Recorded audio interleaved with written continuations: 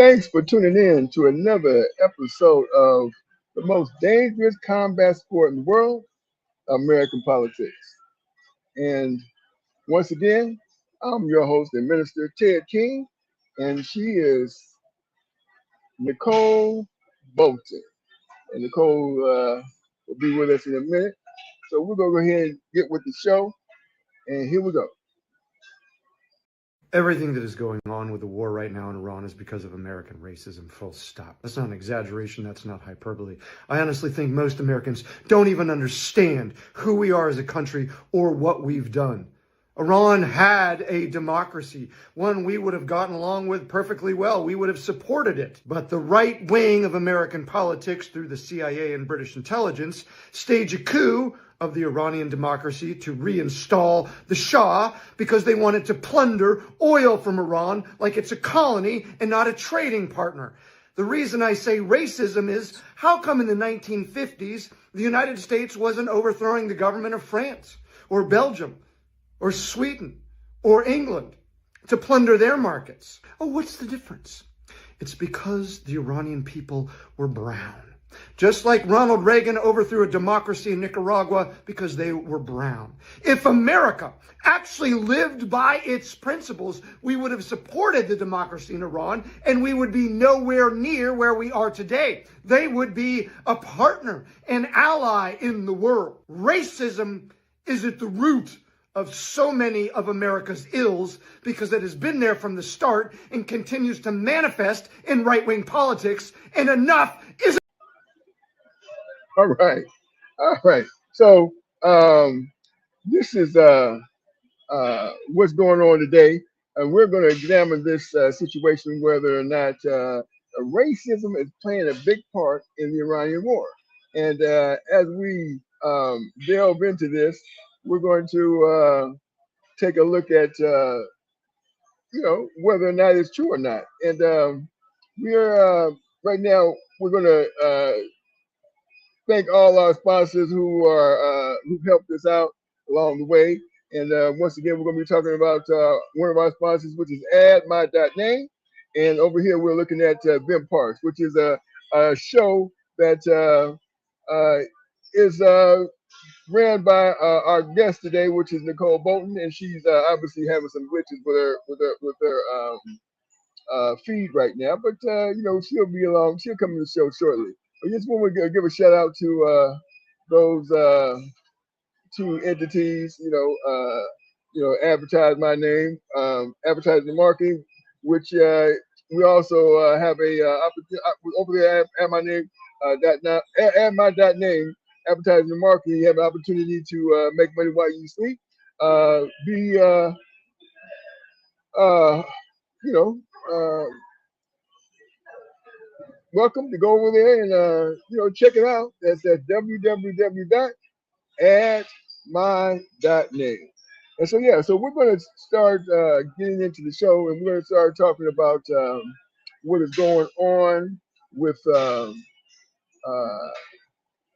this Iranian situation, this war, because it's obviously it's starting to.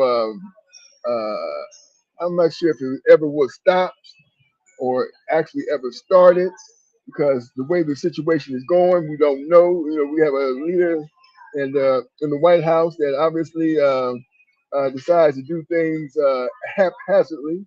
No one's ever, and no one's able to this point been able to control him, what he decided to do and how he's decided to do things. So we're at the at his mercy, okay, so to speak. The country is at Donald Trump's mercy, and we don't know what he's going to do next or how he's going to do it. But however he decides to do it, we hopefully he makes the decision soon. But as it stands right now, there's some conflict going on with the Trump administration and the Iranian leadership over there. We're not clear. There's obviously some things that's taking place today, which we'll talk about in a moment. But the most important thing is that we as Americans, we stay calm and steadfast on the midterms. You know, yeah, that we will focus on these midterms coming up, and so we can get some semblance of leadership. That we don't have to worry about what's going on and how things are going on, and if we're going to be at war with countries, or we'll be living in a peaceful existence, which was promised by the administration, where prices will be going down instead of what they're happening what's going on today, which is they're going up or they're up. So I don't know what to say, but yeah, there's a lot of things going on in the news today, and there's going to be um, some, I guess, you know, things that going to be coming out, which has been is being reported as we speak right now. So we're going to go and take a look at some of the things that are going on. We're going to take a look at what the Midas Touch program is talking about right now, and see if we can get some information as to what's happening with the um, state of affairs today. So let's go over there. Let's go over there and see what Midas is talking about. With the charts and the this and the that. And again, I do not want to apologize for, because when I actually think if you stood up to Trump with strength, you'd get a better outcome, and you would be, and you would stand on business. And frankly, I think but I bet you but so you watch that, and then Trump's like, oh, I like you, Mark, but I don't like Spain. They're mean to me. And then you have Prime Minister of Denmark, Mette Frederiksen. Here's what she says when she was asked, kind of a tough question, but Trump's threatening to invade one of the territories that are part of the kingdom. Are you ready to go to war? What's going on there? That's happening at NATO. Here, play this clip. Denmark ready to militarily defend Greenland? An extraordinary premise, but is it ready to militarily defend Greenland if there is an attack from any party? We are ready to defend every inch of NATO, including our own territory. But one of the reasons why we have built NATO many, many years ago is if anything happens to one of us, then everybody should stand up for each other. I mean, Article 5 is our insurance. It goes for the eastern flank right now with the hybrid war coming in from Russia. It goes for US when they were attacked 9/11. And the same goes for Greenland if anything happens in our direction. Now I'll just say this, and I'll toss it to you, Brett and Jordy. When I see her speak, when I see Prime Minister Carney speak, when I see Friedrich Merz speak, when I see Starmer speak, when I see Macron speak, when I see the Australian Prime Minister speak. Okay, so what do you think about this situation going on here, Nicole? Do you have any opinion about what's happening?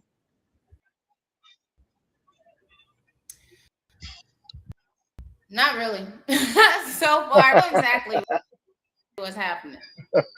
Okay, that's fine. Yeah, the thing is that he's over there right now, causing some conflict with. The way he just put it this way, he's causing conflict with everybody. But basically, what we're talking about here is that we want to get to this because our topic is regarding Mr. Trump's okay, so we got Israel and we got Donald Trump and we got those two individuals that are spewing out this there's some propaganda going on involved here, right? That Israel, that Iranian wants to position himself to blow up everybody and everything that's around the Middle East. And so this is what this is in my opinion, the propaganda, right? And with this propaganda, of course, they have, you know, were able to, get their, their leadership out of the way. They were able to kill some Iranian leaders, and so with this situation, once again, it all comes down to money. This is my opinion, right? This is out the old playbook, and the old playbook is to proper have use propaganda about these individuals that are going to do certain things that's going to harm not just Israel but the whole entire world, right? And so that's what this whole thing is about, in my opinion, and it's just this is the content, the content that I'm listening to and hearing about. It points in that direction. I mean, because they have already talked about uh, turning parts of the Gaza Strip into like a resort. Okay, and so it all, to me, in my opinion, it all comes down to money. It's all about the dollars and getting these people out of the way so that they can actually take over the Middle East. And that's my opinion. And that's Okay. basically what's going on. So that's my take on it. But there's a lot of things going on here that that points in that direction. And part of the and part of it is that there was already a treaty, if you will, in place that kept Iran. I mean, in a place of contentment. Well, they were the Obama administration put together a proposal that the Iranian government signed that they would not participate in any nuclear war capability, and yet Donald Trump went ahead and, in fact, what he did was he stabbed them in the back. Course, so like this, right? Yeah, that's exactly what he did, right? And so anytime, so anytime you get this situation where now you are being um, put in a place where they're saying let's make peace, but stabbing you in the back, there's a problem with that.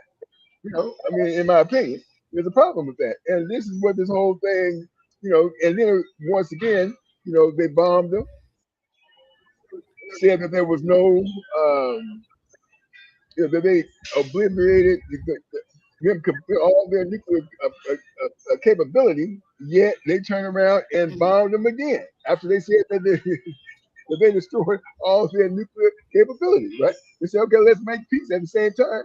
They stab him in the back. And in my opinion, it's kind of sort of like, it is like, it's exactly like when, we had you know, in this country where, you stab them in the, you know what?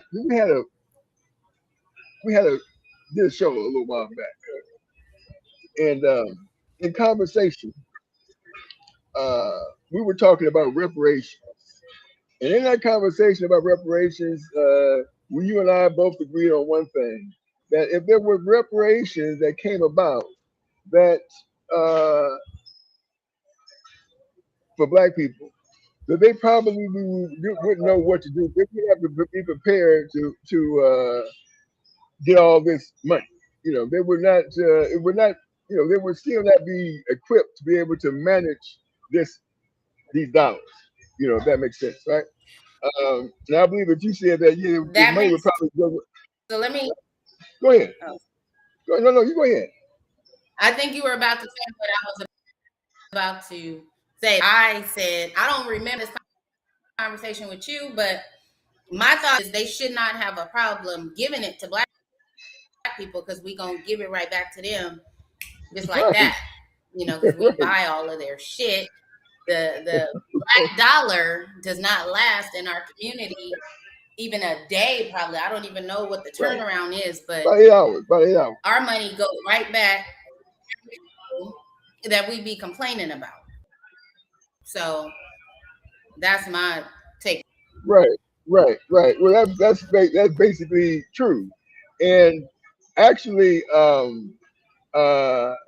don't know if you know who Keith Boykin is. He did a video, and we'll look at it in just a second about this whole situation. But it's still out the same playbook. What I'm saying is it's an old playbook which is going on right now with the Iranian war. You know, but let's listen to what Mr. Boykin says about this situation. Three of the most important voices of the 20th century agreed on something most Americans still refuse to accept: that equality requires more than removing injustice, it requires repairing it. On June 4th, 1965, President Lyndon Johnson delivered the commencement address here at Howard University and told America that freedom is not enough. You do not take a person who for years has been hobbled by chains and liberate him, bringing up to the starting line of a race, and then say you are free to compete with all the others, and still justly believe that you have been completely fair. Not just equality as a right and a theory, but equality as a fact and equality as a result. Dr. King would go even farther. He said the roots of racism are very deep in our country, and there must be something positive and massive in order to get rid of all the effects of racism and the tragedies of racial injustice. He never said to be colorblind. Instead, he said we will never have equality unless there is a massive and race-specific government investment to compensate for centuries of racial injustice. But Malcolm X put it best when he said that pulling the knife out is not enough. If you stick a knife in my back 9 inches and pull it out 6 inches, there's no progress. You pull it all the way out, that's not progress. The progress is healing the wound that the blow made. And they haven't even begun to pull a knife out, much less try and heal the wound. They won't even admit the knife is there. A president, a preacher, and a revolutionary. They didn't agree on much, but they agreed on that. But 60 years later, America still won't admit that the knife is there. Right. So this playbook, it's an old playbook. Although the Iranian people are more independent than, of course, African American folks in this country. But the point is that they're still trying to subdue them in a way to where, for example, right before this latest misunderstanding, this conflict that's going on today or yesterday, the day into yesterday. I guess we never know how much is going on, but there's obviously some kind of conflict going on still. There was talks about giving the Iranian people billions of dollars for what America did. As far as bombing them, they were supposed to be getting. Part of the deal was they were getting these billions of dollars. Way more than what they got from Barack Obama when he talked to him about this peace agreement from the outset. So that's there's as we know, there's no money has ever got. Everyone's gotten reparations, but African Americans or Africans, for what's going on as far as this situation of racism. But let's examine the word raceism, right? Yeah, because we think about race, we're talking about a race in a race, where we're all starting to line up, and the race is fair, and we take off, and those who are able to achieve and to get to the finish line first, get rewarded the most, and that's basically racism is the reverse of that, so to speak. And that's basically that's basically what it comes down to me. When I think about it, But again, there's a lot of things going on, and we had a conversation not too long ago about you being in a different area of the country, and I was often wondering about that particular area where you lived in, if there was issues because this situation with these seats. It started in the state in which you're living in now. So, and I mean, I don't know. I mean, I'm not going to sit here and ask you, what you feel, regarding how you're going to, place your vote.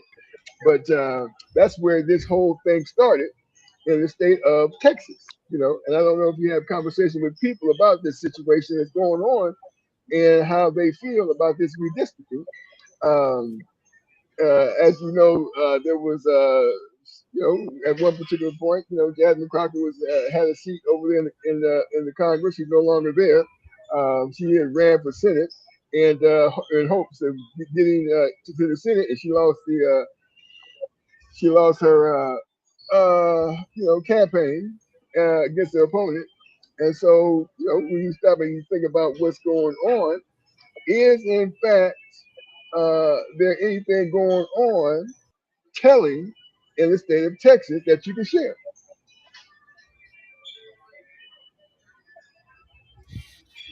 I guess that would be no. No, I can't, because I ain't talked to nobody. No, I haven't talked to anybody who's from here, and I definitely ain't talked to them about no politics. But Okay. I haven't kept up with what's going on with the war personally. Even when you sent me the link and told me what this show would be about, I was interested in the racism part. But we're I going to already do knew that. that I wouldn't say about the Iranian war. I haven't kept up with. I believe it's propaganda, like you said, but I think more propaganda. Number one, like you said, it's still going on. The same shit that's been going on forever, and the oil and all of that shit, and whatever reason they come up with for going over there, even messing with, we all know that is behind oil, right? So my thing is like the left, the right, the politicians, all of these people are all in cahoots to keep our minds fucked and distracted off of shit that really don't even concern us. And not just stuff that don't concern us, but it's like stuff that just keep our minds on negative, destructive shit all the time. Correct. Absolutely. I agree with you 100%. And that is, so that is the reason why I'm going to pivot real quick to racism, but I'm going to pivot to distraction regarding this Epstein situation as to, how we get to this war. There's all these wars going on, right? And okay. Is my screen frozen? Okay. Right now it appears to be. Well, you're moving now. Yeah. Yes, and basically, I got connection issues over here, y'all. So my sound and my camera, just bear with it. Don't worry about it. You're doing good. That's okay. And this is part of this racism, in which we talk about, where a certain ethnicity are never accounted for what they do. Okay, in other words, for example, they'll say 13%. Black people in the United States of America are 13%, but yet they commit 50% of the crimes. Now we know that's not true. We know that they don't get committed 50%. We know that they get convicted for 50% of the crime because the people who are doing 3 times as much crime don't get convicted at all. If they do something, they get sentenced, put in jail, and get let out. That's just how it is, right? Yeah. So see. Yeah, so, and the stats are also made up by them, right? Yeah, they come up with the stats. Right? See, said we know that shit ain't true. And also, back when I was little, when I was a kid in the 80s, right? The talk was that there really wouldn't even be white people no more because people are mingling and mixing races so much that really that white people were going to become extinct, that they would be the minority, right? Right. And now in 2026, they're saying white people are the majority again, that there's more white people than anything else. How could that be? How could that be? Well, Because we can clearly see that the races have mixed more. There are more mixed kids than there were back when I was little.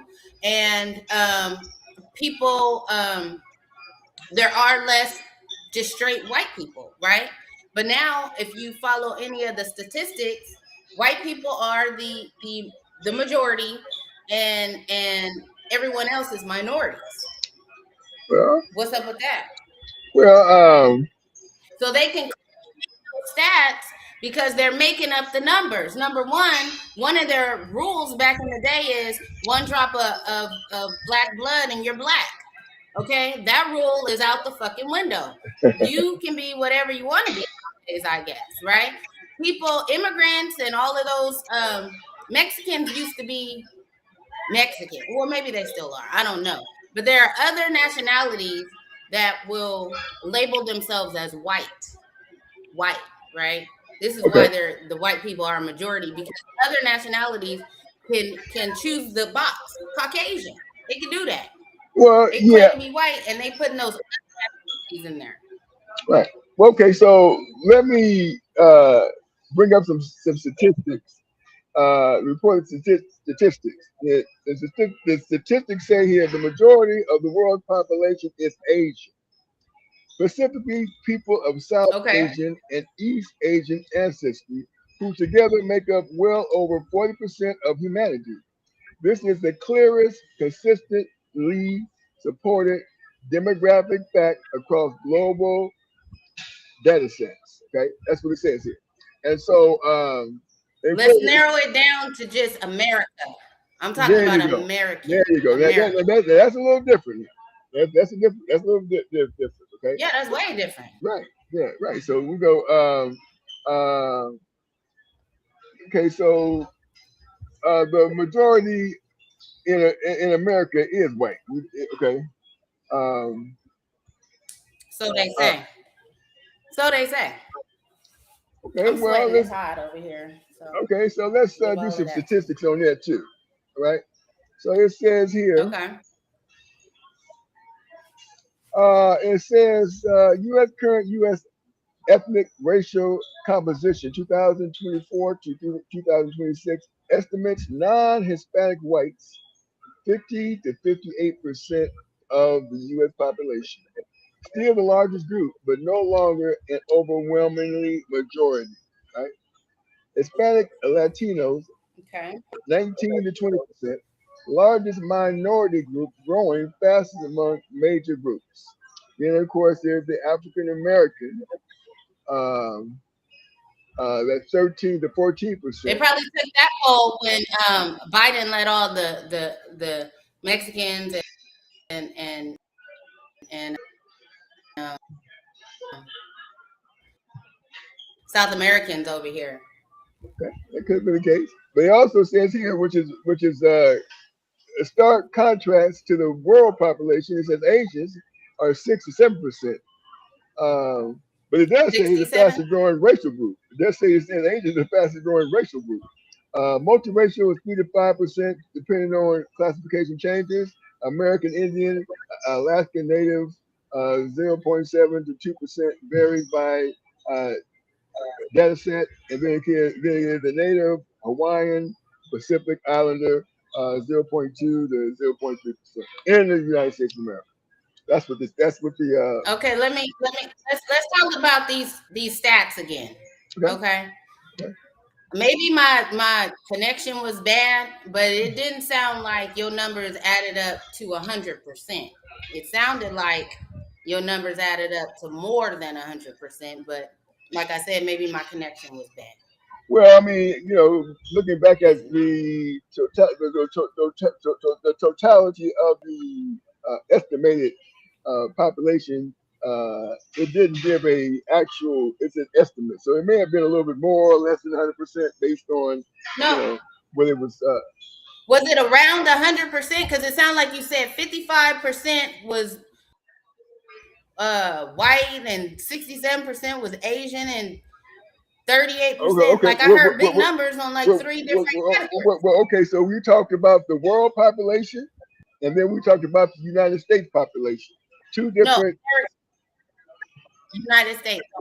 Right, that's right. So if you're talking about the United States, so the United States population was 50 something, 50, over 50%, 57%, 56 to 57%, something like that. And then there were non white Hispanics were next, and then uh, African Americans, and then Asians, and then yeah, that's what the statistics said. I mean, I can bring it back up if you want to know. If you really want to know, I can bring it back up. Well, And yeah, that's because basically I want to discuss that for a minute. okay. Well, let's do I it. want to get the numbers right, and I want to get. Let's do it this way. Let me go ahead and I'm gonna do you one better. I'm gonna go ahead and look at the uh, we're talking about in America, right? Yes, only America. Okay. All right. Well, let's take a look and see what we got here. All right. All right. Here we go. And we're going to go ahead. We're going to get this up here in a second here. Let me go ahead and we can see what we're talking about here.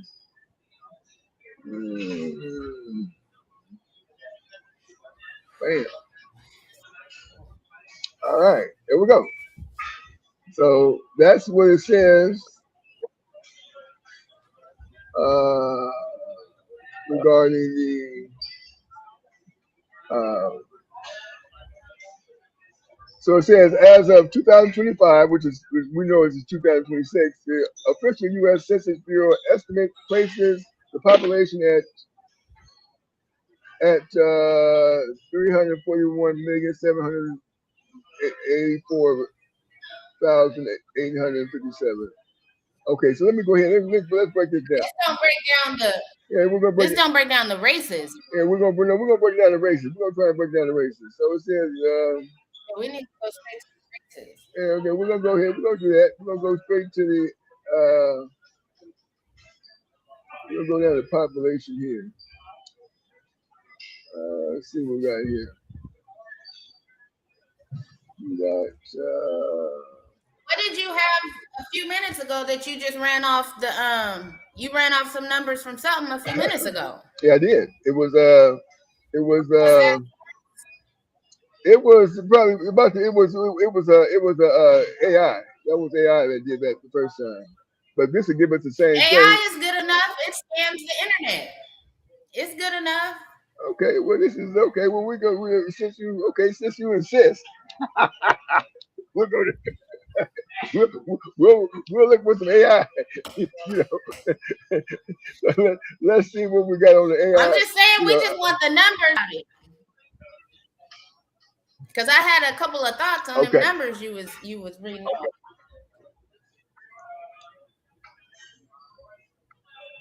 Okay.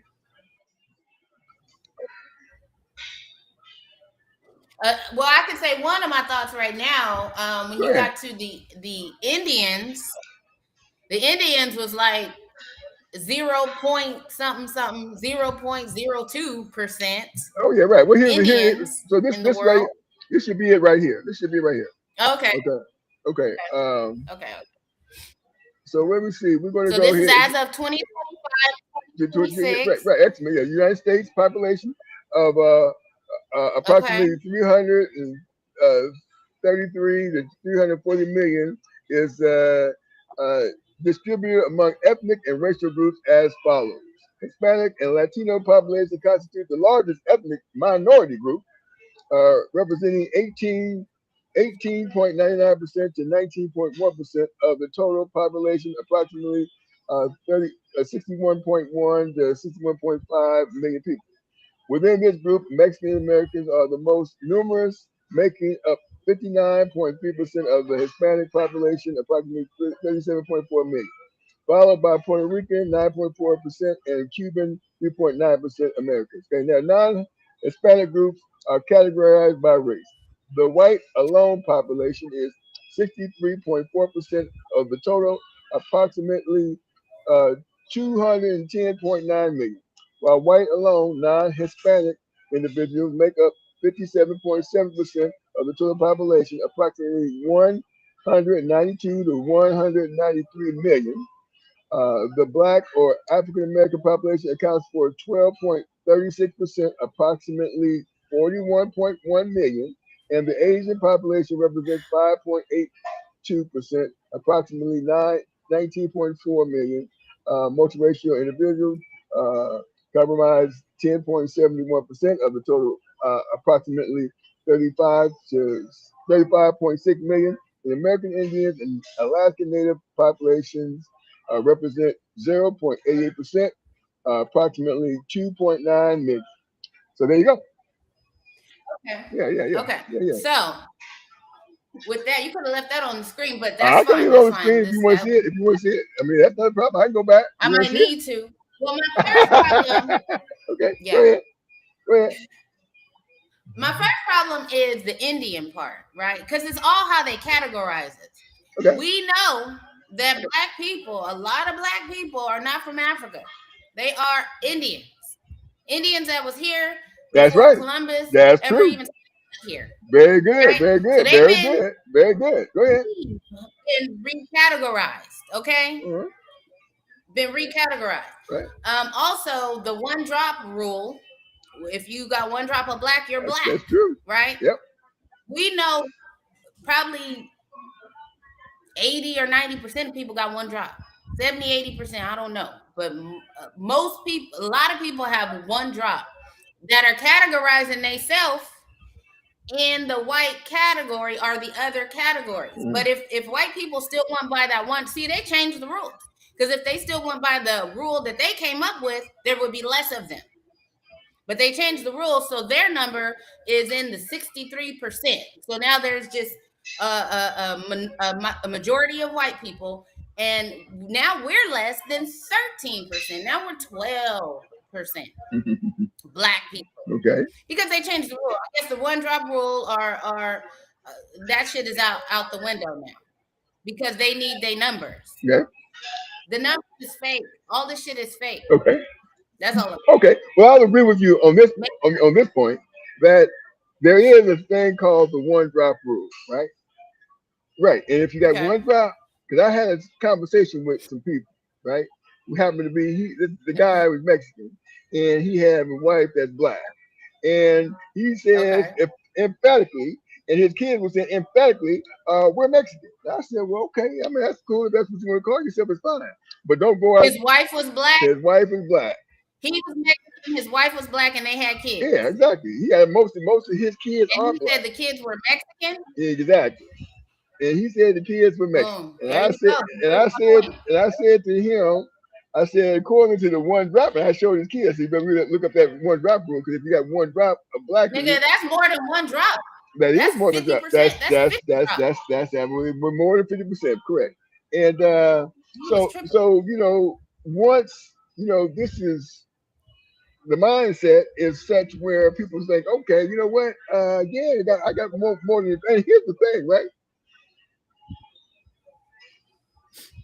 Scientifically, humans were cultivated as black. That's scientific. I mean, we derive from black people. That's what the humanity, as far as the Homo sapien man, which is what we are, are black originally. Okay.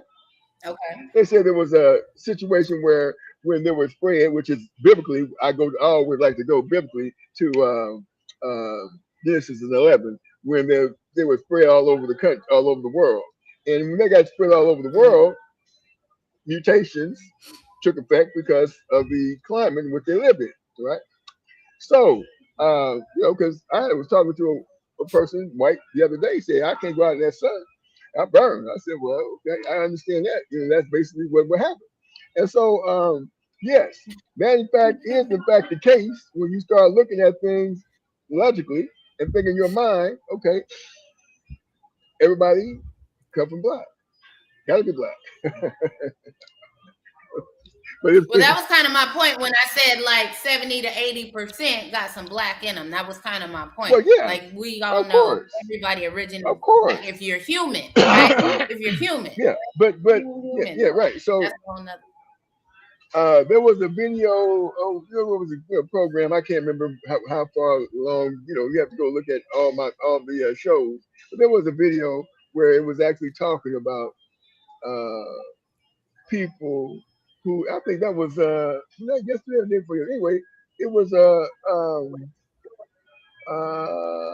well, anyway, this video right here definitely gives you a clear picture of what this whole dynamic, and which is good. We're having this conversation, but this is one that would definitely give a clear um, uh, picture as to what, in fact, how, in fact, I should say, how, in fact, this thing played itself out. I think I can move this here. Let me see if I can move this here real quick and replace it. Yeah, I think I can replace it. Oh, I can't replace it with that. I have to replace it. I'm trying to replace it with something else. But I got the video, and I'm gonna play that video. I can find it here if you just a second here. Let me think how I can do this here. Let me think. Okay, let me do it like this here. Let me do it like this. Let me do it like this here. Let me go over here like this here. And let me go ahead and play it here. And we'll watch this video. Man, look at this. Look at this. Actively black. Says it right here on the sleeve, too. Actively black. Man, what are you mad about now? I'm familiar with Actively Black. It's a black-owned sports brand, activewear. Yeah, but this shit don't piss you off? Why would it piss me off? What if we had Actively White gear? We've had it. Man, what? Look, never mind. What's the point of your little tirade here? My point is I'm so sick and tired of black, black, black. This is Black History Month. Why don't we have a White History Month? I agree with you. Wait, what? I agree. Let's have a White History Month. In fact, let's start right now. Okay. We'll call it the overview. All right. Okay, in order to talk about white history, we need to go back to where the white race began, 1676. You see, prior to this, white had been used as a descriptor of people, but never had been an official race. But after we colonized America and stole land from the indigenous people, the Europeans here had a problem. The poor people kept having rebellions against the rich people. So what they decided was to create the white race. This was a way to convince people that you were part of something bigger than yourself and that the rich people weren't your enemy, but those other people were. Now, who was allowed to be white? That changed over the years. You see, for the next century and a half, chattel slavery was based primarily around race, and it started from the transatlantic slave trade. And throughout the 17th and 18th century, even into the 19th century, certain people that came over that we identify as white now were not identified as white then. For example, the Italians or the Irish initially were not considered white, but because white is a completely made-up race, they later decided Italian and Irish people are white. This idea is called white supremacy, where we create this mythology of a race that's superior than others. Races. Like, hey, poor white man, you might not be rich, but at least you're not an enslaved black man. In 1860, the idea of abolishing slavery was becoming more popular, and white people didn't like that. Abraham Lincoln, who was an abolitionist himself, became president, and the southern states here in America seceded from the Union. You've heard the story. It's called the Civil War. Now, after the Civil War ended in 1865, white people didn't just give up their white supremacy. No, they then began a series of things called Jim Crow laws. These laws were intended to target black people. Black people were found to be criminals for anything, and they held public lynchings during the Jim Crow period. That continued until 1954, when the Supreme Court ruled in Brown versus Board of Education desegregated schooling. Of course, white people were not happy about that. There's lots of videos and photographs of it. And then in 1964, the Civil Rights Act was passed, which was supposed to provide equality across the races. Of course, white people were pissed about that. Now wait a goddamn minute. You're only talking about the bad things that white people did. What about the good things? Now slow down there, Cletus. I haven't talked about all the bad things yet. This is just the overview. We haven't even got to gentrification, redlining, legacy admissions, the war on drugs, the FBI infiltration of black liberation movements. The white race has a very long history of oppressing and marginalizing black and brown people. This is just the overview. Like all the inventions and things that we did. You're right, white people have invented things, but do you know how many inventions white people stole from black people? Pop quiz, who's the king of rock and roll? Elvis Presley, baby! He stole his entire style, music and dance, from black musicians who were not allowed to play publicly, and so he was the white face on their black music, their black style, and he's the one you remember. Same thing happened with invention. Yeah, when you brought up the Civil War, white people fought to free black people in the Civil War. Wrong. This is a talking point that was started by the United Daughters of the Confederacy in the early 20th century, that white people fought to free black people in the Civil War. But the problem is you cannot simultaneously be the cure and the disease. You've heard of Harriet Tubman? Yeah, of course I have. Why do you think Harriet Tubman led the Underground Railroad and not a white person? Because black people were continuously and always fighting for their own freedom and to get out of their own oppression. And along the way, some white people might have helped, but black liberation has always been led by black people. And the North didn't fight to free the slaves. The South seceded from the North and then attacked the North. The North just fought back. That was just self-defense. So basically what you're saying is I should just be ashamed to be white because we ain't never done anything and we ain't worth a shit. What you're feeling is a natural reaction to your entire worldview being challenged. White fragility and white rage is very well documented, but I don't want to get into that in just the overview. The main thing I want you to take away from today's class is that white race was created for white supremacy, for colonization. Its entire purpose was to make this fake majority so they could rule over an entire other class of people and exploit them for their labor. So if that's how the white race began, and that's how the white race has continued to be used for the last 200 plus years, then I'm not telling you there's no good thing that white people haven't done. That's just you trying to avoid the accountability of what our ancestors truly did, because actual white history isn't taught in school. But thanks to what you and I have started today, maybe we can get the truth out there. Oh, hell no, goddammit. I wasn't meaning this shit. I want no part of this. What's wrong, Cletus? All right. See, so in fact, you were pretty much right with your assessment.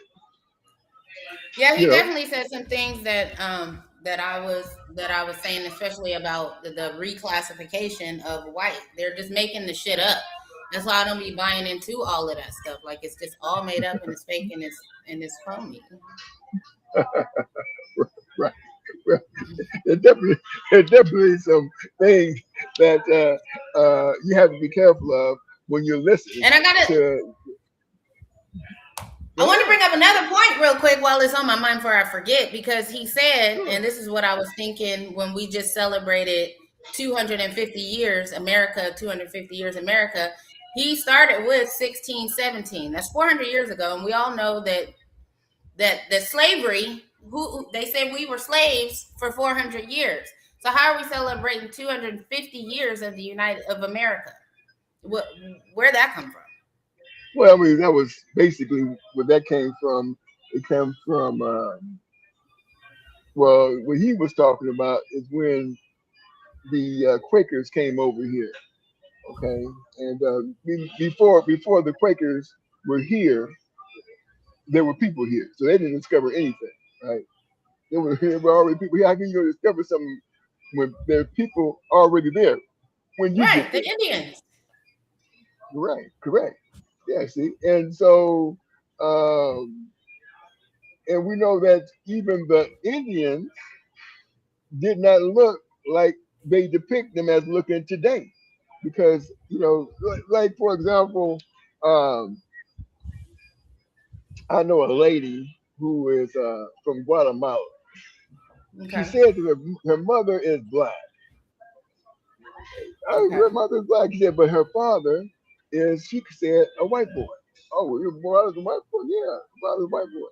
So what they do is they go ahead and they will have. They were lighting the race, right? They were lighting the race, right? Yeah, to where they would, take out all the blackness is still there, but they were whitening as much as possible, right? So they can say that we're white or we're not black, and that's why you get this nickel Indian, Bison Indian or something like that. But he said, and so they look like they're white, And that's who they gave all this land to, this reservation and the casinos to, people who look almost white, but they say they're Indian. They got so much. Well, not just people who look almost white. That shit was given to actual white people who knew how to fill out the paperwork. That's exactly right. The Indians didn't know. That's doing that today. Right. That is true. Yeah, so we know there's some games being played. We know this, but at the end of the day, there are some very, very, very good white people. That would call themselves white. That very good what? People who call themselves white. In other words, they're like the kind of people who say, you know what, we don't believe in this racism. We don't look at people as there's good white people. Oh yeah, there absolutely is. And so we cannot uh, put the veil of all of them are no good. No, that's not true. As a matter of fact, most of them are. Well, nobody did that. Right, I know we Nobody didn't. said they was Okay, no well, good. I know. You just threw that out there for no Well, reason no, not because no necessarily. one has said that Well, no, all white people are no good. I don't even think well, no, but anybody said no good at all. nobody said they were good though. I mean, Here's the thing, right? Dick Gregory said something that's very impactful. He said that black people aren't racist, and the reason why they're not racist is they're not empowered. They don't have enough power to be racist, right? They don't control anything to be racist, right? So when you start talking about the word, racism, it's because people empower them. Yeah, there's puppies in there. Yeah, they got people who are able to do this, right? So yes. that is what the whole situation is. So when you understand that they're they're they're not they're not yeah, thank you. Yeah. When you start looking at the thing about how they are, not empowered, then you figure, well, they throw it out the window. But the point is that eventually we'll all be as real folks, on the goodness of your heart. You know how good of a person you are. That's how you be viewed. So at the end of the day, so that's the most important thing. And that's where this whole thing is needed. It's heading in that direction. Right. Yeah, heading in that direction. So that's what the whole thing is. The most important thing about this whole endeavor. Anyway, so yeah, you know, I, uh, you know, uh, you know, I just want to put that out there, basically, because no one ever said anything. Oh, there's some good people, who call themselves white. And I got another point to make that's in my mind Go right ahead. now. And of course there's good white people. Right. There's a lot more that are not. Okay. Well, if you say so. But I don't know. I don't know. I don't know. Listen, I don't ever try to change people's opinions. I'm the ones who are in charge and making the rules and the laws and changing shit to fit their program. Right. Those are the bad. Right. Okay? The ones who can actually affect other people's Right. lives. I agree. All right? I agree. I agree. But I wanted to bring up another point that I had seen on I forgot what I was watching, and the white guy. Oh, it was Soft White Underbelly, if you watch that show. So the host is white, and he was interviewing a black dude who speaks for, black power or whatever. But so the white dude go ask him, well, why have the Jews been able to overcome what they went through, and now they're practically, they're financially free, they're able, they running shit. The Jews is running shit. We all know that, right? Well, so it seems. Yeah. So he asked the black dude, why have they been able to do it, Mm-hmm. but black people in 400 years have not been able to do it? So I'm going to ask you that question because I have an answer, and I think the black dude had an answer. But what do you say is the reason that we have not been able to do it as a people, but the Jews have been able to build from the Holocaust and rebuild? Well, if you remember the video earlier today, when our president Johnson was speaking, this is when with the Keith Boykin video, when President Johnson was talking about not being given the opportunity. Well, and in fact, you were given the opportunity. If you were given the opportunity without the tools to be able to succeed, you would still probably lose the race. And what you and I talked about, the money that they would spend, they would spend going on a spend. They were going to spendthrift, not thrift, but they were a spend spree. They were going to spending spree and put all the money back into where it came from.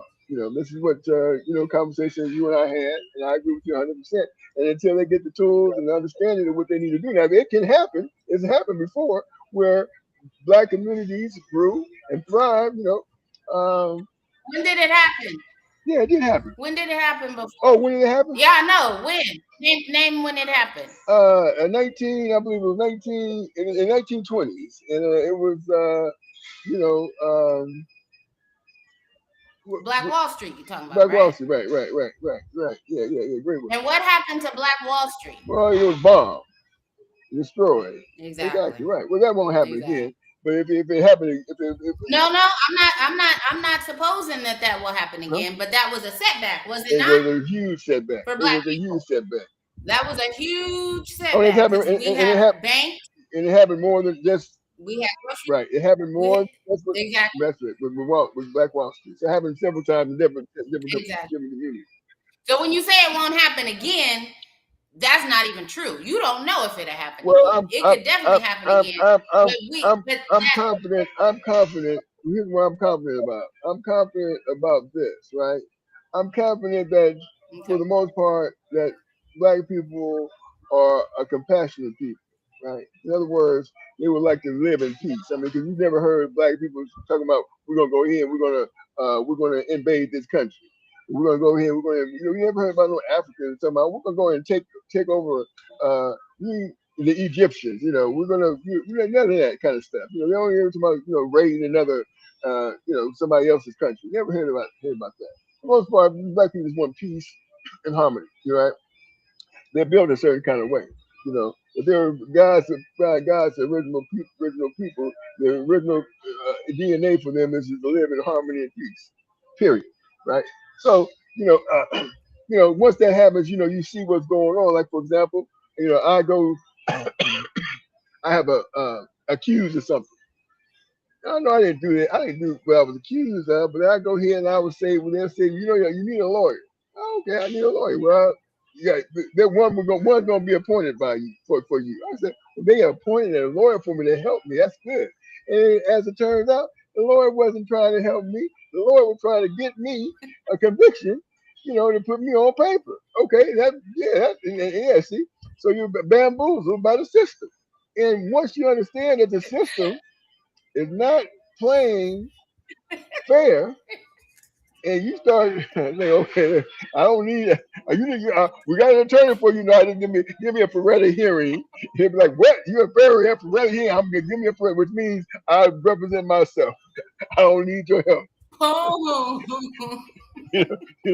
Never be happy to get a lawyer. I just don't worry about. I don't need your help. Don't help me. I represent my own self. Right? I don't need your help.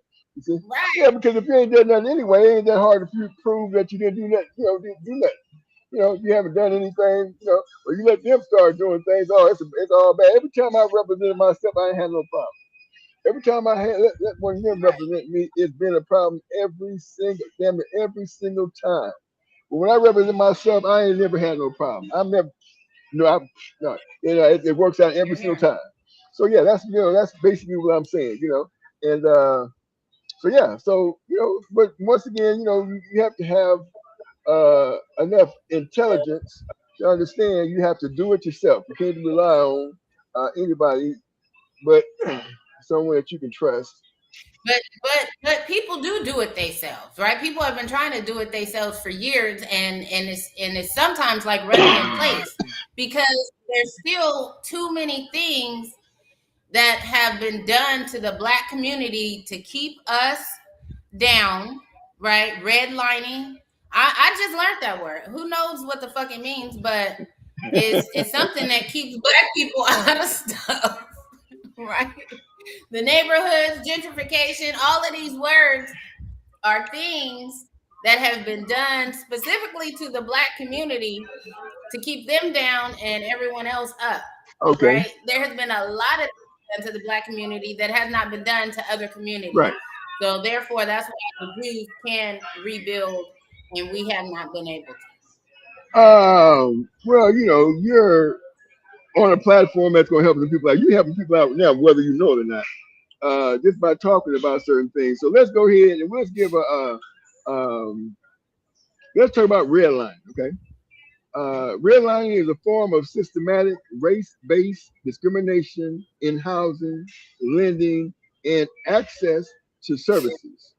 It occurs when banks, insurers, or government agencies deny loans, mortgages, insurance, or other essential services to people because they live in neighborhoods with high minority populations, regardless of their individual credit worthiness. So that's basically what it says about redlining, okay? And it goes on beyond, more than just that. That's But a you big see, one because you're talking about lending. That means buying a house, starting a business, starting a farm. Black people have been pushed out of this shit for years. For years. well, that's true. And I mean, Why? Why? They've always said for years. Why can immigrants come over here? People from other countries can come over here and start a business. They got businesses on every corner, in every neighborhood. But why black people can't get the same? Can't start a business? Well, redlining, lending. You go into a bank. You remember that it's true. movie Falling Down when the black dude's in front of the bank talking about they said I was uneconomically viable. What was the name of that movie? That movie Falling Down. It's from the 90s. But it was a Oh, black okay. dude. He went into the bank to get a loan. They denied him. They said he was uneconomically viable. Well, have you seen the movie? Have you seen the movie The Banker? No. Yeah, that's a movie that you should check out. The Banker. The Banker is it's a movie about individuals who bought a bank, right? And they, it's a true story actually. Is it black people? Yeah, it's a true story, right? It's okay. So the movie was in 2020. Okay, so it's the Banker 2020 is a historic drama about two black entrepreneurs who outsmart the racist banking system of the 1950s to 60s by hiring a white man to pose as the face of their business empire. It blends real events, civil rights history, and a caper-style narrative to show how Bernard Garrett and Joe Morris used unconventional methods to secure loans, buy banks, and open financial opportunities for black communities. And yeah, it's a bit, so it's a true story. It's But look, they had to go through a white man to do that. They They did. had to have a white man as the face. They did. Well, that's part of that was a way that they were able, to get what they wanted. True, which they shouldn't have to do that, but that's what they did because they understood that the game was rigged. Okay, the game was rigged. There was a black couple who was selling a house a few years ago, and they needed to get it appraised. Mm-hmm. And the appraiser came out and gave the appraisal. And then they had another appraiser come out, and they had their friend who was a white person at the house, or acted like it was her house. Right. And the appraisal went up. Right. Exactly. This was just a couple of years ago. Exactly. Well, let me share this with you, right? I was on Facebook right before you came on, maybe about a half hour before you came on. There was a lady on there on Facebook by the name of Press. And Press was talking about how people. She's a hardworking woman, and she she everything she got it on her own, and she worked hard for it and tried to get so obviously somebody probably in the family trying to ask her for some money. You know what I mean?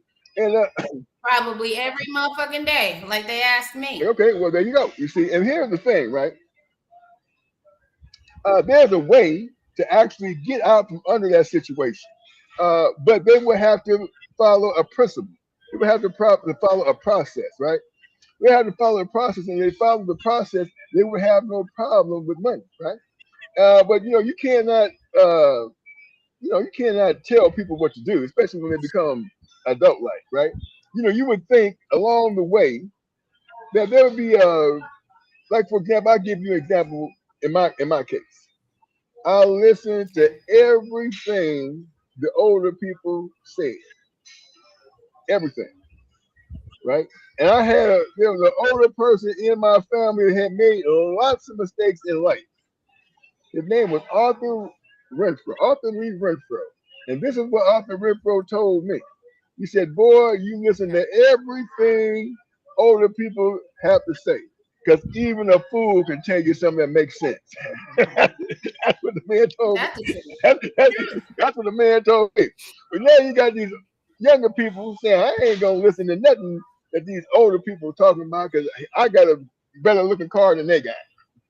You know, my car runs better, look good. I got this, that. See, all that is temporal, right? Yeah, you can get some stuff and you can lose it, and if you ain't got the tools to be able to get it back, then it's gone for good.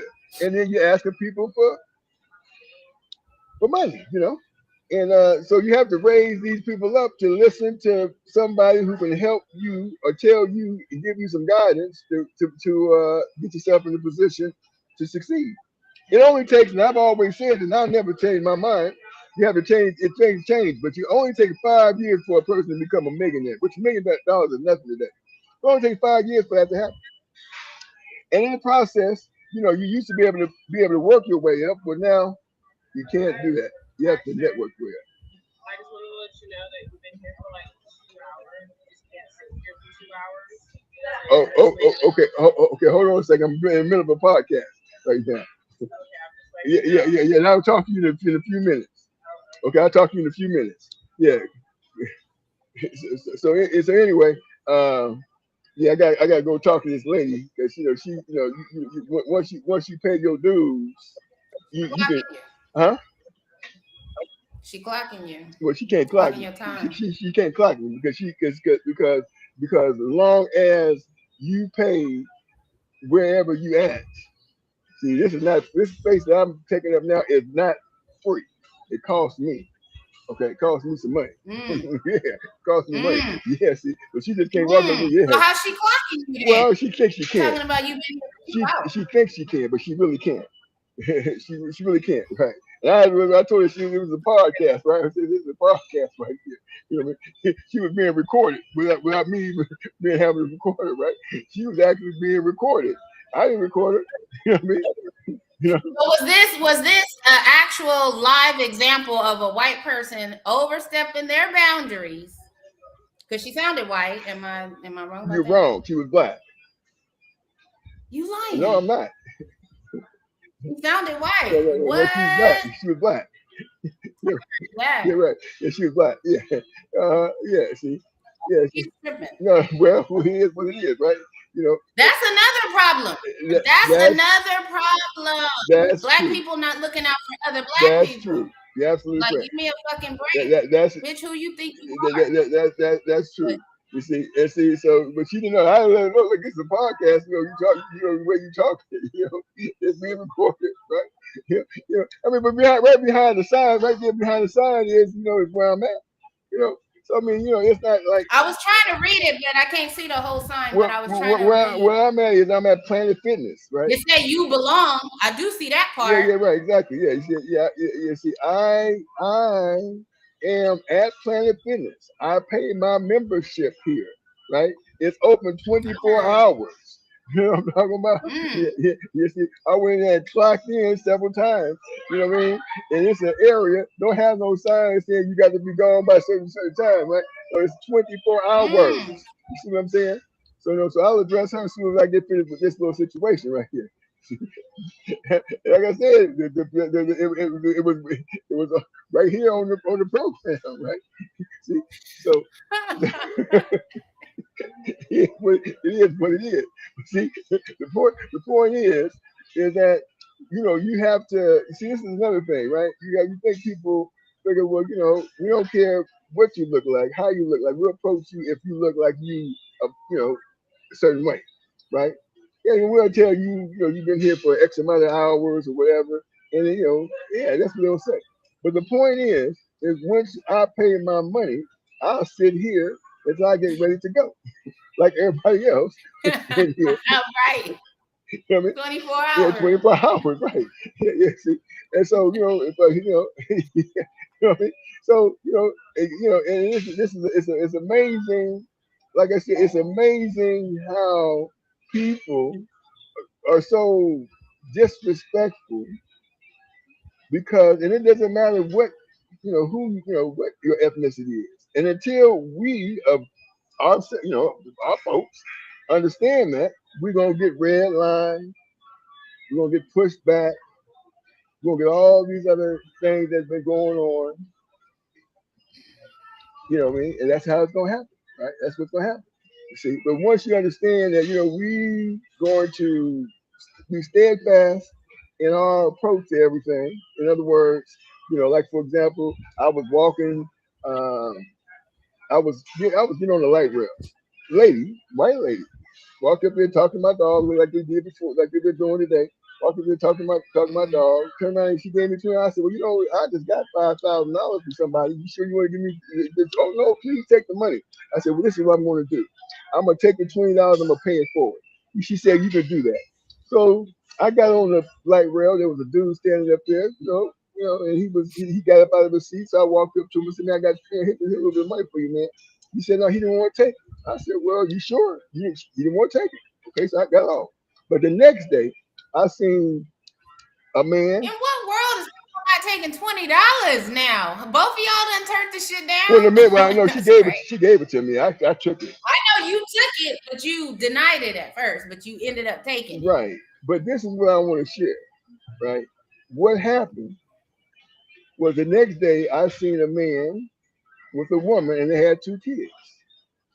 Right. And I looked at him and I knew they weren't gonna say no. I won't take the money. They were gonna take that $20. They needed that $20. Yeah. And that's what happened. They got the $20. She said, thank you so much. Thank you so much. See, I paid it forward. And, it went to a good. And you paid it to the right people. Paid it to the right people. And that's what the key is. Paid it to the right people. And the right people That's good. got the money, right? Yeah. Right people got the money that needed the money. You see? And so she, being a person, white lady, I guess she called herself white. She blessed. She blessed, right? She blessed the right people, right people. And that's the reason why I say, we have some work to do. Yeah, we have some work to do, right? Yeah, see, we have some work to do, and that's the key. We have some work to do because when I get off of here, I'm gonna go address that situation, in a few, and but it is what it is. But what I wanted to see, what I was going to share right before we had this conversation, that people need to pay attention to how society is moving, right? We got several people got together and understood with this internet that they can change and disrupt things and put millions upon billions of dollars in their pocket. We got people that look like you and I just trying to survive during this process. Now that this has happened and you can see, oh yeah, I missed the first thing with the internet. I'm going to make sure. Maybe I missed the second thing with maybe the iPhones or whatever smartphones. Eventually, you're going to start paying attention to what's going on and not miss the next best thing. When someone tells you this is the direction in which we're supposed to be moving and how we're supposed to be moving. You see? So that's important. And if every family member or family members were able to navigate their, like you made a good point. You said, well, how is it that the Jewish people were able to get themselves in a situation because their children listened to what their older people was telling them, how we're gonna make this money, right? They're like, they'll buy some property. We're not selling our property, right? And then of course we're going to get other properties, right? And we're going to make this inflation go up. When it goes up, our property goes up, and what we're going to do is we're still not going to sell our property. We're going to get loans, and when we get loans, we're going to take the loans, and then what we're going to do is we're going to buy more property. Never sell our property. We get loans, and we'll make more investments. That's what happens, right? So when people understand what's going on, their people, they have a whole ethnic group. They call themselves Jewish, and they're not really the true Jews. The Ashkenazi Jews. Okay. Yeah, I'm just telling you what it is, right? And they go ahead and they, make all this money and come together and make these moves by putting certain politicians in place to make them more powerful. And that's the game. And also by using black labor and black skills and talent to make them rich. Correct. Absolutely. Correct. And that's basically that's And I mean, and not to knock the Jews, because they do prey on the ignorance of black people. So it is our true. fault that we don't know better. Because if you look at back in the day, I remember hearing about somebody, maybe Red Fox, losing everything Sure. to the IRS before he died broke. Sure. There was somebody in the 60s before him that should have had enough money to never go broke. True. Right? Right. We hear about all these entertainers who sign into these contracts and they don't have a fucking dime. And that has been going on since the 70s, 80s, 90s. And we keep hearing these stories. TLC told us a story. Right. New Edition, everybody stories. And those stories should have told the next generation. But we still have entertainers today that are signing up to contracts where they are not making any money, but right. they're owing. Right. They're signing up to loan. And they don't know what they're getting into when there's been enough evidence to show them right. what they're getting into. Correct. Absolutely. It ain't, I can't blame the Jews for using us when we couldn't use ourselves. Correct. Absolutely. So here's, there's one word that I can say I will use, and that's humility. And we need to be a little bit more, inject a little bit more humility in our culture, instead of thinking that, until we're broken, we gotta be broken to be humble.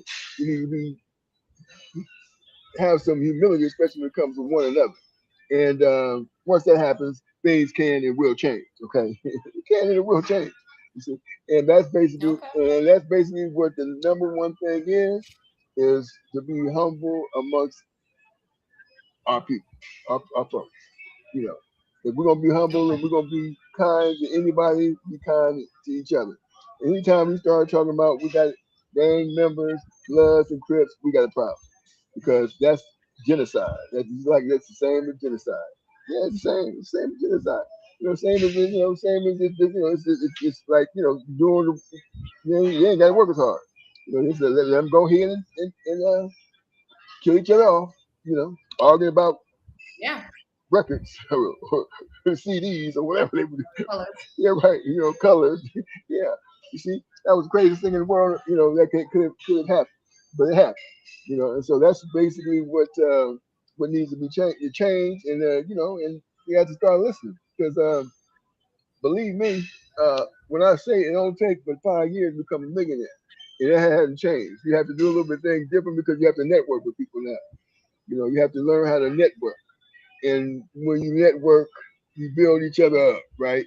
When they're resting, you're working. When you're resting, they're working. You know what I mean? Still getting money into your coffers. You're still getting money in your coffers.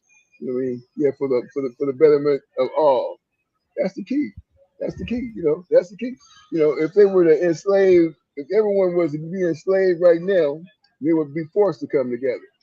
Oh, we got to come together now because we're in trouble. Every time they start doing certain things, after a second, take care, have a good one. Yeah. Every time they start doing enslaving people, we don't even come together as slaves, though. What was slaves doing? They was telling on each other, snitching on each other. Here's the thing. Because we were separated in slavery too. Well, this is what they did. They made slaves fight against each other. Yeah, exactly. So enslavement not gonna fix that problem. Well, that's basically that was the part of the blueprint, right? To make the pit one another against each other. That's the same thing as having a game. Having games. Well, that's why I'm saying that if we were all enslaved, it's not gonna fix our problems. It's not gonna bring us together because you could technically say people in jail is enslaved. right? well, And they are yeah. mortal enemies. Yeah, there is. So it's You not the solution. can call it that, but there is a thing where amongst their cliques, they still come together as one when it comes to as the people, because But that's what they do on the outside. That's still gang well, banging. not That's still really. clicking up It's a little different. one against the other. It's a little different because a person In jail? in the street, in the street, it's a little different. The person can go home, and they're not in there confined with each other. In other words, they can get away from it. You got a situation where you can't get away from a person, you got to compromise, right? Yeah, when you can get away from somebody, you can say, you can spit in their face and hit them, and then run away and get away from them. Then they say he spit in my face, I'm gonna get it when I see him, whatever. The point is that it's not quite the same when a person you living right up under them. You can't get away from them. You gotta make things right and move forward for survival. That's the difference. See, that makes sense. Okay. Yeah. But anyway, so yeah, we're having a wonderful show. We shut it down in about we got about another 9 more minutes. So there's anything that you wanted to share? I mean, as far as what it is that you're doing, I mean, you seem like you want to give a shout out to your platform. Well, them parts is my platform. I haven't been posting lately, but I will share this video on there. But yeah, I'm always working on something. I got my tax business, Ready Set Tax, and I still do taxes, and I help people file taxes. And if you need to catch up on your taxes, call 916-304-3880. There you go. And I'm Nicole. There you go. So you need anybody to do any taxes? Do some taxes going on. That's a beautiful thing, and she give you the information on how to reach out and touch her. And you forgot one thing, because you help people start tax businesses too, right? I do. Yep. Yes. Yep. So if you want to be a tax preparer and have your own business, I have the tools and everything to help you with that. There you go. So she can help you with that as well. So that's a good thing. So there's a lot of things going on in there, and your this is part of the network process that I'm talking about. You network and you get people to know about your business and what you're doing, and like you got a lot of things going. I sound like you do anyway, and which is a good thing. But the most important thing, I suppose, is that we understand the process of this race that we're in, that they call with an ism behind it. Okay, this racism. We're in a race, and they put the ism in there to keep those in the rear view mirror, and that's what we're talking about. Here of late. Anyway, that's what I've been talking about here lately, because I think that we can take care of this. I mean, it doesn't have to. It doesn't have to. Be a situation where we can stay. I mean, they're going. I was watching the video, and of course, the person that was in the video said racism is a made up word, and it is. All words, that's detrimental to humankind is a made up word. But anyway, so let me share this. This is you can go to add my name. This is a advertising and marketing business. It helps people make money while they sleep. You can go there, and I encourage you all to go there and get your free email address, your addmy.name email address, to help you make money while you sleep. But the first part is get your free, free email, addmy.name email address. And the first 1,000 people that do that, I can almost guarantee you will become a millionaire. Within the first 1,000 people. And there was, this is some of the program we had yesterday. We at talked the about NATO summit, and he got on board the old Air Force One, not his Qatari Air Force One that he's been flying around in.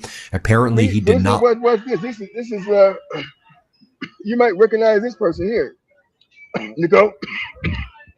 You should recognize this person. thanks for tuning in to another. You recognize that person right there? Kings and Priests, Biblical Agreements and Discourse. And once Okay, you got again, me on your I am page, Ted huh? King. Yeah, yeah. Well, anything that any platform that I do with anybody, there's opportunity that they're here. And yeah, so you're part of the team. So yeah, you get the same exposure, positive exposure. You know. So yeah. Okay. So yeah, you can visit, like I said, visit that website. Get your Nicole. You should get your free advertise my name email, and just Okay. just go in and get your free one. And if you're one of the first 1,000 people to get your free advertised and my name email, I'm quite sure you'll be a millionaire too. I can almost promise you. What's up with the email? The email don't make you a millionaire. What happens after I get the email? What happens after you get the email? Do you like post my stuff on your page or something? No, Is you what you're get no. saying? What you do is you get inside a network, and inside that network, Okay. helps you make money while you sleep. Your network does that, and you get Okay. information. You get the information, for example, how to build your wealth by networking with others at the same time being individual working entrepreneurship for yourself. And that's basically what it does. And that's why, for example, we do these shows so that people can Mm-hmm. see us and know that we're real live individuals. That they can, because you can go to add my name and call that number, and more than likely someone on this show is gonna pick up. And so it's not like you don't know them. I don't know you. I don't know you. I don't trust you. You have no credibility with me. So what you're doing is you're building a platform of credibility, right? Knowing who you are, what you do, how you're trying to do it. You got integrity, and you're just trying to help people out. And that's the main thing, right? And then your family out first. Your family should follow you, and they should be able to help those people who are asking for money get it on their own, right? Just by following the principles. That's all you gotta do. Just follow the principles. Now I can tell you, I can show you how to get your money. You want to use some money, I can show you how you can get you some money. Follow these principles, and you will have some money. You won't have to worry about calling me up talking about I need money. Be disciplined enough to follow the principles. Because wealth creation is a formula. I'm not sure if you know that. It's not. It's a formula. It's not rocket science. It's a following a formula. And once you follow that formula, you apt to become. If you don't become a millionaire, you get 100,000 there, which is almost as good because you know how much money you really need. But that's the key. Just become. And trust me, yeah, it's gonna be pretty good. It's gonna work out well for you. Or whoever decides to get that, they start getting the email. But that's the first thing. Get your email, because that puts you in the game, right? That's like getting in the car. You know what I mean? Yeah, that's what the key is. So that's what it is. So yeah.